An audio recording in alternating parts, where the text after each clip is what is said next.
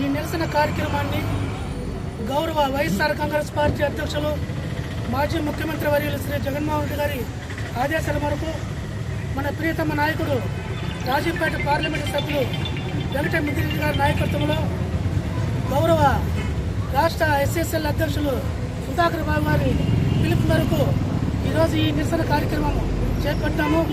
2025లో ఈ డిఎస్సి ప్రవేశపెట్టిన ఈ దళ డిఎస్సిలో అవకతవకలు జరిగినాయి కాబట్టి ఈ డిఎస్సిని వెంటనే రద్దుపరిచి మళ్ళా కొత్తగా డిఎస్సిని ఇచ్చి ప్రతి పేదవాడికి న్యాయం జరిగేలా చూడాలని కూడా మేమందరము తెలియజేస్తున్నాము.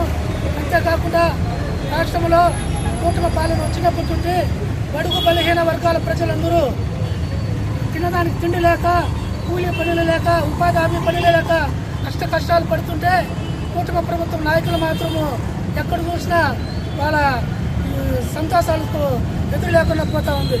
అదే కాకుండా ఇచ్చిన హామీలను వెంటనే సూపర్ 6 పథకాలను వెంటనే అమలు చేయాలని కూడా ఈ విలేకరుల ద్వారా మీ అందరికీ నేను తెలియజేసుకుంటున్నాను. జై భీమ్. ఇప్పుడు చిన్న ఎల్లప్ప మాట్లాడతాను.